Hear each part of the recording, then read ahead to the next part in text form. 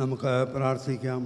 പിതാവിൻ്റെയും പുത്രൻ്റെയും പരിശുദ്ധാത്മാവിൻ്റെയും നാമത്തിൽ തന്നെ ആമേൻ.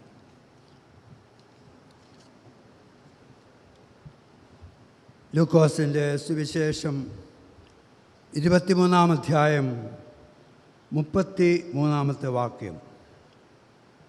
തലയോടിടം എന്ന സ്ഥലത്ത് എത്തിയപ്പോൾ അവിടെ അവനെയും, അതായത് യേശുവിനെയും ദുഷ്പ്രവർത്തിക്കാരെയും ഒരുത്തനെ വലത്തും ഒരുത്തനെ ഇടത്തുമായി ക്രൂശിച്ചു. കാൽവറിയിൽ നാം നോക്കുമ്പോൾ 3 ക്രൂശാണ് കാണുന്നത്. ഉയർത്തപ്പെടുന്ന 3 ക്രൂശുകൾ. യശസ്വരീനായ എം കെ ജോറച്ചൻ അദ്ദേഹത്തിൻ്റെ ഒരു ചിന്തയിൽ ഈ 3 ക്രൂസിനും 3 അർത്ഥമുണ്ടെന്ന് സൂചിപ്പിക്കുകയുണ്ടായി. അതിൽ ഒന്നാമത്തെ ക്രോസിൻ്റെ അദ്ദേഹം നൽകിയ പേര് ക്രോസ് ഓഫ് റിബല്യൻ എന്നാണ്.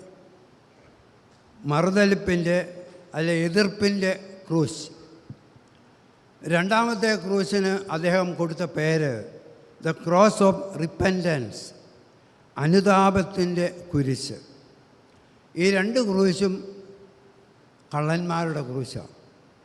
എന്നാൽ 3-ാമത്തെ ക്രൂശ് കർത്താവായ യേശു ക്രിസ്തു ക്രൂശിക്കപ്പെട്ട ക്രൂശാണ്. ആ ക്രൂശിൻ്റെ പേര് ക്രോസ് ഓഫ്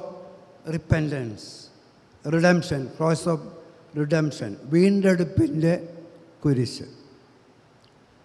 നമുക്ക് വളരെ ആശ്ചര്യം തോന്നും. എനിക്ക് തോന്നിയിട്ടുള്ള വസ്തുത ഞാൻ പറയാം. എന്തിനാണ് കാൽവറിയിൽ 3 കുരിശ്? എന്തുകൊണ്ടാണ്? ഞാൻ അതേക്കുറിച്ച് ചിന്തിച്ചപ്പോൾ എൻ്റെ മനസ്സിൽ വന്ന 2 ചിന്തകളുണ്ട്. ഒന്ന്, കർത്താവായ യേശുവിനെ ക്രൂശിക്കാൻ വിട്ടുകൊടുത്ത ജഡ്ജ് പിലാത്തോസ് വളരെ സമർത്ഥനായ ഒരു ജഡ്ജിയാണ്. ഒരേ സമയത്ത് യഹൂദന്മാരെ പ്രീതിപ്പെടുത്തണം, അതോടൊപ്പം യേശുവിനെ ഏതെങ്കിലും രീതിയിൽ രക്ഷിക്കാൻ സാധിക്കുന്നെങ്കിൽ അതും നടത്തണം. ഇത് 2ഉം സാധിക്കുന്നില്ലെങ്കിൽ പിന്നെ വരുന്നിടത്ത് വെച്ച് കാണാം എന്നുള്ള മനോഭാവമാണ്. അതുകൊണ്ട് ഈ പീലാത്തോസ് കർത്താവായ യേശു ക്രിസ്തുവിനെ ജനത്തിൻ്റെ കയ്യിലേക്ക് വിട്ടുകൊടുക്കുന്നതിന് മുമ്പ് കർത്താവിനെക്കുറിച്ച് പല കാര്യങ്ങൾ മനസ്സിലാക്കിയിട്ടുണ്ടാകാം. അതുകൊണ്ട് 2 കാര്യങ്ങൾ ഈ മനുഷ്യൻ ചെയ്തു. ഒന്ന്, കർത്താവ് ഒരു ദൈവപുത്രൻ എന്ന് അവകാശപ്പെട്ട വ്യക്തിയാണ്. അതുകൊണ്ടാണ് ഈ ദൈവപുത്രനായ യേശു കള്ളന്മാരുടെ നടുവിലായിരിക്കണം ക്രൂശിക്കപ്പെടുക. അതുകൊണ്ട് യേശുവിനോടൊപ്പം 2 കുറ്റവാളികളെ കൂടെ ക്രൂശിക്കാൻ വിട്ടുകൊടുക്കുക. രണ്ടാമതായിട്ട്, യഹൂദന്മാർക്ക് ഏറ്റവും യേശുവിനോട് വിരോധമുണ്ടാകേണ്ട കാര്യം യഹൂദന്മാരുടെ രാജാവെന്ന് കർത്താവ് പറഞ്ഞിട്ടുണ്ട്. കിങ് ഓഫ് ജ്യൂസ്, യഹൂദൻ്റെ രാജാവ്. അതുകൊണ്ട് പിലാത്തോസ് എന്ത് ചെയ്യുന്നറിയോ? ആ കുരിശിൻ്റെ മുകളിൽ ഒരു മേലെടുത്ത് ഒരു തലക്കെട്ട് എഴുതി വെച്ചു, യഹൂദന്മാരുടെ രാജാവ്. യഹൂദന്മാരതിൽ പ്രതിഷേധിച്ചു. പക്ഷേ പിലാത്തോസ് പറഞ്ഞു, എഴുതിയത് എഴുതി. അങ്ങനെ 2 കാരണങ്ങൾ പിലാത്തോസിനുണ്ടായിരുന്നു. എന്നാൽ ഈ 2 കാരണങ്ങളും യേശുവിനെ സംബന്ധിച്ചിടത്തോളം സത്യം തന്നെയാണ്. നമുക്കറിയാം, കർത്താവായ യേശു ക്രിസ്തു രാജാവ് തന്നെയാണ്. യേശുദാസൻ അതിമനോഹരമായൊരു പാട്ട് പാടിയിട്ടുണ്ട്. രാജാക്കന്മാരുടെ രാജാവേ, നിൻ്റെ രാജ്യം വരേണമേ. ഇംഗ്ലീഷിൽ മറ്റു പല പാട്ടുകളുമുണ്ട്, കിങ് ഓഫ് കിങ്സ് എന്ന്. ഇപ്പോൾ കർത്താവായ യേശു ക്രിസ്തു രാജാവ് തന്നെ. അപ്പോസ്തലനായ വിശുദ്ധ തോമസ് ഉയർത്തെഴുന്നേറ്റ കർത്താവിനെ കണ്ടപ്പോൾ ആ ആണിപ്പഴുതുള്ള മുറിവുകളിൽ കൈ തൊട്ട് കർത്താവിൻ്റെ മാറിടത്തെ മുറിവിൽ സ്പർശിച്ച് വിശുദ്ധ തോമസ് പറഞ്ഞ ഒരു സുപ്രസിദ്ധമായ വാക്യമുണ്ട്, my God and my Lord, എൻ്റെ കർത്താവും എൻ്റെ ദൈവവുമേ. യേശുവിനെ കർത്താവും രക്ഷകനുമായി ലോകം അംഗീകരിച്ചു കഴിഞ്ഞു. രണ്ടാമതായിട്ട് ഈ യെശയ്യാപ്രവാചകൻ്റെ പുസ്തകം 53-ാം അധ്യായത്തിൻ്റെ 12-ാമത്തെ വാക്യത്തിൽ നമ്മൾ ഇപ്രകാരം വായിക്കുന്നു, അതിക്രമക്കാരോടുകൂടെ എണ്ണപ്പെട്ടു. കർത്താവ് എപ്പോഴും പറയാനും നിലകൊള്ളാനും ആഗ്രഹിച്ചത് ചുങ്കക്കാരുടെയും പാപികളുടെയും സ്നേഹിതൻ എന്ന നിലയിലാണ്. മനുഷ്യൻ്റെ പാപം നിമിത്തമാണ് കർത്താവായ യേശു ക്രിസ്തു ക്രൂശിൽ തറയ്ക്കപ്പെട്ടത്. കാൽവറി വലിയൊരു സാക്ഷ്യമാണ്. അതായത് പാപം ആക്കപ്പെട്ട കർത്താവായ യേശു ക്രിസ്തു അവിടെ തറയ്ക്കപ്പെടുകയാണ് ചെയ്തത്. അതുകൊണ്ട് പീലാത്തോസ് കർത്താവിനെ രക്ഷിക്കാനും അതോടൊപ്പം കർത്താവിനെ നിന്ദിച്ച് യഹൂദന്മാരുടെ പ്രീതി സമ്പാദിക്കാനും താല്പര്യപ്പെട്ടുവെങ്കിലും ഏറ്റവും അവസാനം ഒരു ന്യായാധിപൻ ചെയ്യാൻ പാടില്ലാത്തത് ചെയ്താണ് യേശുവിനെ യഹൂദന്മാർക്ക് വിട്ടുകൊടുത്തത്. രണ്ടാമതായിട്ട് എനിക്ക് സൂചിപ്പിക്കാനുള്ളത്, യേശുവിനെ ക്രൂശിച്ച ആ കാൽവറിയിൽ അവിടെ വെച്ച് രണ്ട് കള്ളന്മാർ തമ്മിൽ സംസാരിക്കുന്നുണ്ട്. അവരുടെ പ്രതികരണം നമ്മൾ കേൾക്കണം. മർക്കോസിൻ്റെ സുവിശേഷം 15-ാം അധ്യായത്തിന് 32-ാം വാക്യം, അവനോടുകൂടെ ക്രൂശിക്കപ്പെട്ടവരും അവനെ പഴിച്ചു പറഞ്ഞു. ലൂക്കോസ് 23:39 ദുഷ്പ്രവർത്തിക്കാൽ ഒരുത്തൻ, നീ ക്രിസ്തുവല്ലയോ, നീ നിന്നെ തന്നെയും ഞങ്ങളെയും രക്ഷിക്കുക എന്ന് പറഞ്ഞ് ദുഷിച്ചു. എന്നാൽ വീണ്ടും നമ്മൾ ലൂക്കോസിൻ്റെ സുവിശേഷം 23-ാം അധ്യായത്തിൽ പ്രവേശിക്കുമ്പോൾ അവിടെ 40-ാം വാക്യത്തിൽ, എന്നാൽ മറ്റേ കള്ളൻ അവനെ ശാസിച്ചു. അവിടെ പറയുന്നുണ്ട്, കള്ളന്മാർ തമ്മിലുള്ള സംഭാഷണമാണ്. സമശിക്ഷാവിധിയിൽ തന്നെ ആയിട്ടും നീ ദൈവത്തെ ഭയപ്പെടുന്നില്ലയോ? ആ കള്ളനോടുകൂടെ ക്രൂശിക്കപ്പെടുവാൻ ക്രൂശിൽ തറയ്ക്കപ്പെട്ട മനുഷ്യനോട് പറയുക. എന്നിട്ട് ഈ കള്ളൻ ഒരു പ്രഖ്യാപനം ചെയ്യുന്നുണ്ട്. 41-ാം വാക്യം, നാമോ ന്യായമായിട്ടുള്ളത് അനുഭവിക്കുന്നു, നാം പ്രവർത്തിച്ചതിന് യോഗ്യമായതല്ലോ കിട്ടുന്നത്. എന്നിട്ട് യേശുവിനെ നോക്കിയിട്ട് ആ മനുഷ്യൻ പറയുക, ഇവനോ അരുതാത്തതൊന്നും ചെയ്തിട്ടില്ല. ഒരു വലിയ സാക്ഷ്യമാണ്. ഇവനോ അരുതാത്തതൊന്നും ചെയ്തിട്ടില്ല. ഒരു കൊടും കുറ്റവാളി എന്ന നിലയിൽ തൻ്റെ തെറ്റ് തിരുത്തി മനസ്സിലാക്കിക്കൊണ്ട് യേശുവിനെ നോക്കി അവൻ പറയുന്നു, ഇവനോ അരുതാത്തതൊന്നും ചെയ്തിട്ടില്ല. തുടർന്നാണ് 23 ലൂക്കോസ് 23:42 നമ്മൾ വായിക്കുന്നുണ്ട്, ഈ മനുഷ്യൻ യേശുവിനെ നോക്കി പറയുക, യേശുവേ, നീ രാജത്വം പ്രാപിച്ചു വരുമ്പോൾ എന്നെ ഓർത്തു കൊള്ളണമേ. ഞാനത് മനസ്സിലാക്കുന്നത് ആ മനുഷ്യൻ്റെ ഹൃദയത്തിൽ നിന്നും ഉയർന്നു വന്ന ഒരു രോദനമാണ്, ഒരു നിലവിളിയാണ്, ഒരു അപേക്ഷയാണ്, പ്രാർത്ഥനയാണ്. അവൻ പ്രാർത്ഥിച്ചത്, യേശുവേ, നീ രാജത്വം പ്രാപിച്ചു വരുമ്പോൾ എന്നെ ഓർത്തു കൊള്ളണമേ. എന്നാൽ 43-ാമത്തെ വാക്യത്തിൽ കർത്താവായ യേശു ക്രിസ്തു ഉടൻ തന്നെ അതിന് മറുപടി ക്രൂശിൽ നിന്ന് തന്നെ കൊടുക്കുക. കർത്താവ് യേശു അവനോട് പറയുക, ഇന്ന് നീ എന്നോടുകൂടെ പറുദീസയിലിരിക്കും എന്ന് ഞാൻ സത്യമായിട്ട് നിന്നോട് പറയുന്നു എന്ന് പറഞ്ഞു. ആ കള്ളൻ്റെ പ്രാർത്ഥനയുടെ, രോദനത്തിൻ്റെ അല്ലെങ്കിൽ നിലവിളിയുടെ മുമ്പിൽ കർത്താവ് പറഞ്ഞു, ഇന്ന് നീ എന്നോട് കൂടെ പറുദീസയിലിരിക്കും. മധ്യകാലഘട്ടങ്ങളിൽ വിശ്വാസികളായ പിതാക്കന്മാരും മാതാക്കളും വിശ്വാസികളുമൊക്കെ മരിച്ച് അടക്കപ്പെടുമ്പോൾ അവരുടെ കല്ലറയിൽ എഴുതി വയ്ക്കുന്നൊരു വാക്യമുണ്ട്, ജീസസ് റിമെമ്പർ മീ, യേശുവേ എന്നെ ഓർക്കണമേ.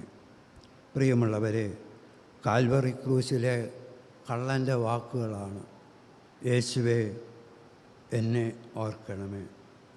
മൂന്നാമതായിട്ട് ക്രൂശിനെക്കുറിച്ച് ചിന്തിക്കുമ്പോൾ അവിടെ അത് രക്ഷയുടെ അവസാന വാക്കാണ്.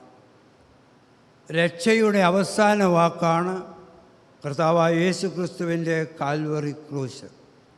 ഇത് തിരിച്ചറിഞ്ഞ ഒരു മനുഷ്യനുണ്ട്. കള്ളന്മാരിൽ ഒരാൾ തിരിച്ചറിഞ്ഞു, രക്ഷയുടെ അവസാന വാക്കാണ് കർത്താവായ യേശു ക്രിസ്തുവിൻ്റെ ക്രൂശ്. ആ മനുഷ്യനെ പലരും പരിചയപ്പെടുത്തുന്നത് വലത്തുഭാഗത്തെ കള്ളനെന്നാണ്. സുവിശേഷ വേദഭാഗങ്ങളിലോ മറ്റെവിടെയോ ഈ കള്ളൻ വലത്താണെന്നും മറ്റേ കള്ളൻ ഇടത്താണെന്നും പറഞ്ഞായത് എനിക്ക് തോന്നുന്നില്ല. പക്ഷേ അതിനൊരു അടിസ്ഥാനമുണ്ടെന്ന് ഞാൻ മനസ്സിലാക്കുകയാണ്. അതായത് കർത്താവായ യേശു ക്രിസ്തു പറഞ്ഞ ഉപമയിൽ മത്തായിയുടെ സുവിശേഷം 25-ാം അധ്യായത്തിൽ 34-ാമത്തെ വാക്യത്തിൽ അന്ത്യ ന്യായവിധി നാളിൽ അവിടെ നമ്മൾ വായിക്കുന്നിങ്ങനെ, രാജാവ് തൻ്റെ വലത്തുള്ളവരോട് അരുളി ചെയ്യുന്നത്, എൻ്റെ പിതാവിനാൽ അനുഗ്രഹിക്കപ്പെട്ടവരെ. അപ്പം വലത്തുഭാഗത്തെ കള്ളനാണെന്ന് അത് വായിച്ചിട്ട് നമുക്ക് പറയാൻ സാധിക്കും, എൻ്റെ പിതാവിനാൽ അനുഗ്രഹിക്കപ്പെട്ടവരെ എന്നുകൊണ്ട് ഉദ്ദേശിക്കുന്നത് ഈ കള്ളനെ കൂടിയാണെന്ന്.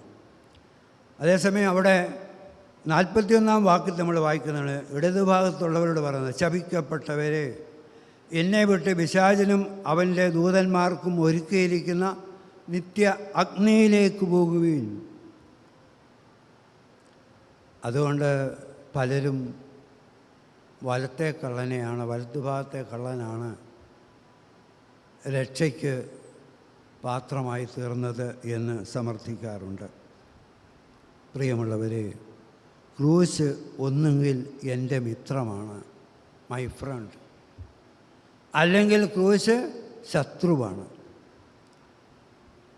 പ്രസിദ്ധനായ ജർമ്മൻ തിയോളജിയൻസ് അദ്ദേഹം ബോൺഹോഫർ പറഞ്ഞൊരു സ്റ്റേറ്റ്മെൻ്റ് ഉണ്ട്, Jesus the man for others. കർത്താവിൻ്റെ ജീവിതവും ജീവിത പ്രമാണങ്ങളും എല്ലാം തന്നെ മറ്റുള്ളവർക്ക് വേണ്ടിയാണ്. കാൽവറി ക്രൂശിൽ നാം കാണുന്നത് തന്നോടൊപ്പം ക്രൂശിക്കപ്പെട്ട ഒരു മനുഷ്യന്, കൊടും കുറ്റവാളിക്ക് കർത്താവ് ഒരു വലിയ അവസരം കൊടുത്തു. അവൻ പറഞ്ഞു, കർത്താവേ എന്നെ ഓർക്കണമേ. യേശു അതിന് മറുപടി പറഞ്ഞു, ഇന്ന് നീ എന്നോട് കൂടെ പർദീസയിൽ കാണും. പർദീസ കർത്താവ് അവന് വാഗ്ദത്തം ചെയ്തു. തൻ്റെ ജീവിത അവസാന നിമിഷം വരെ മറ്റുള്ളവർക്ക് വേണ്ടി തനിക്ക് എന്ത് ചെയ്യാൻ സാധിക്കുമോ അത് ചെയ്യാൻ സദാ സന്നദ്ധനായ ഒരു യേശുവിനെയാണ് ക്രൂശിൽ കാണുന്നത്. ഒരു ക്രിസ്തീയ വിശ്വാസി എന്ന നിലയിൽ കർത്താവ് നമുക്ക് നൽകുന്ന വലിയൊരു ആഹ്വാനമുണ്ട്. നീ എന്തിനാ വിശ്വാസിയായിരിക്കുന്നത്? What is the purpose of your life? ഒരു ക്രിസ്തീയ വിശ്വാസി എന്ന നിലയിൽ മറ്റുള്ളവരിൽ നിന്ന് നിനക്ക് എന്ത് വ്യത്യസ്തതയുള്ളത്? അവിടെ എനിക്കൊന്നേ പറയാനുള്ളൂ, ഞാനും നിങ്ങളും മറ്റുള്ളവർക്ക് വേണ്ടി ജീവിതത്തിൻ്റെ ഭൂരിഭാഗവും കൊടുക്കാൻ തയ്യാറാകണം. മറ്റുള്ളവർക്ക് വേണ്ടി ജീവിതം ഒഴിഞ്ഞു വെച്ച ഒരു യേശുവിനെയാണ് നമുക്ക് ഇവിടെ കാണാൻ സാധിക്കുന്നത്. ഏറ്റവും അവസാനമായിട്ട് ഞാൻ സൂചിപ്പിക്കട്ടെ, വാട്ട് ഈസ് സാൽവേഷൻ? എന്താണ് രക്ഷ? കർത്താവായ യേശു ക്രിസ്തുവിൽ തന്നോടൊപ്പം ക്രൂശിക്കപ്പെട്ട ഒരു കള്ളന് നിത്യത രക്ഷ നൽകിക്കൊണ്ടാണ് കർത്താവ് ഈ ലോകത്തിൽ നിന്ന് മരണം മൂലം മാറി കർത്താവിൻ്റെ ആ വലിയ ഉറപ്പ് ലഭിച്ച മനുഷ്യൻ നമ്മുടെ മുമ്പിലുള്ളപ്പോൾ ഞാൻ നിങ്ങളെ ഓർമ്മിപ്പിക്കുന്നു, വാട്ട് ഈസ് സാൽവേഷൻ. വലത്തുഭാഗത്തെ കള്ളൻ നന്മ പ്രവൃത്തി ചെയ്ത മനുഷ്യനാണോ? എന്തെങ്കിലും ഒരു നന്മ ഈ മനുഷ്യനിൽ കണ്ടിട്ടുണ്ടോ? അങ്ങനെയാണെ അവനെ കുറ്റവാളിയായി ക്രൂശിക്കത്തില്ല. പക്ഷേ അവൻ തൻ്റെ തെറ്റേറ്റു പറഞ്ഞു, അനുതപിച്ചു. യേശുവിനെ രാജാവായിട്ട് അവൻ കണ്ടു. മാത്രമല്ല, അവൻ കൺഫസ് ചെയ്തു. അവൻ പറഞ്ഞു, യേശുവേ, നീ രാജാവായി വരുമ്പോൾ റിമെമ്പർ മീ, എന്നെ ഓർക്കണമേ. നന്മ ഒന്നും പറയാനില്ലാത്ത, തിന്മ മാത്രം ചെയ്ത ഒരു കള്ളന് പർദീസ വാഗ്ദാനം ചെയ്യാൻ, നിത്യതയിൽ തന്നോടൊപ്പം ഉണ്ടായിരിക്കുമെന്ന് ഉറപ്പ് പറയാൻ കർത്താവായ യേശു ക്രിസ്തുവിന് കഴിഞ്ഞു. മാത്രമല്ല, കർത്താവ് പറഞ്ഞു, നാളെ നിനക്ക് രക്ഷ തരാമെന്നല്ല, ഇന്ന് ഇതേ സമയം, ഈ സമയത്ത് തന്നെ നീ എന്നോടുകൂടെ പർദീസയിലുണ്ടായിരിക്കും. അവിടെ എഫേസ്യ ലേഖനം 2-ാം അധ്യായത്തിൻ്റെ 8ഉം 9ഉം വാക്യങ്ങൾ ഞാൻ വായിക്കട്ടെ. കൃപയാലല്ലോ നിങ്ങൾ വിശ്വാസം മൂലം രക്ഷിക്കപ്പെട്ടിരിക്കുന്നത്, അതിന് നിങ്ങൾ കാരണമല്ല, ദൈവത്തിൻ്റെ ദാനമത്രേ. റോമാലേഖനം 10-ാം അധ്യായത്തിന് 9-ാം വാക്യം പൗലോസ് പറഞ്ഞു, യേശുവിനെ കർത്താവെന്ന് വായ്കൊണ്ടേറ്റു പറയുകയും ദൈവം അവനെ മരിച്ചവരിൽ നിന്ന് ഉയർത്തെഴുന്നേൽപ്പിച്ചു എന്ന് ഹൃദയം കൊണ്ട് വിശ്വസിക്കുകയും ചെയ്താൽ നീ രക്ഷിക്കപ്പെടും. കാൽവറിയിൽ 2 ദുഷ്പ്രവർത്തിക്കാരെയാണ് ക്രൂശിച്ചത്, 2 കള്ളന്മാർ. അതിലൊരുവൻ അനുതപിച്ചു, യേശുവിനെ രാജാവായി സ്വീകരിച്ചു. ആ വിശ്വസിച്ചവന് മാത്രമാണ് കർത്താവ് രക്ഷ നൽകിയത്. അവന് പർദീസയിൽ പ്രവേശനം ലഭിച്ചു. ഒരാൾക്ക് മാത്രം, 2 പേരിൽ ഒരാൾക്ക് മാത്രമാണ് രക്ഷയ്ക്ക് അവസരം ലഭിച്ചത്.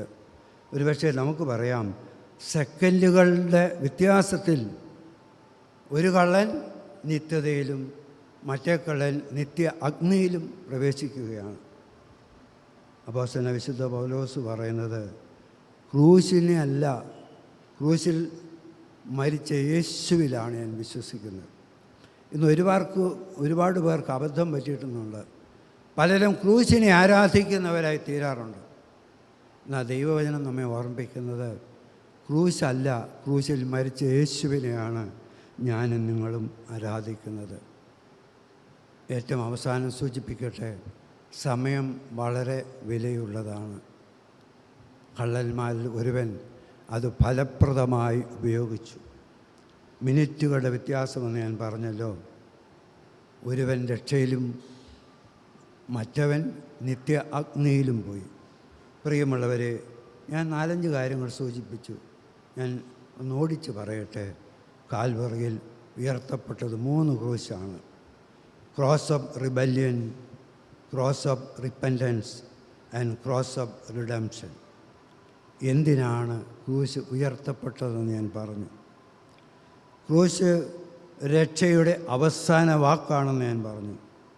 നമ്മുടെ ജീവിതത്തിൽ മറ്റുള്ളവർക്ക് പ്രാധാന്യം കൊടുക്കേണ്ടത് യേശു എടുത്തു പറഞ്ഞു. കൃപയാലാണ് നാം രക്ഷിക്കപ്പെട്ടിരിക്കുന്നത്.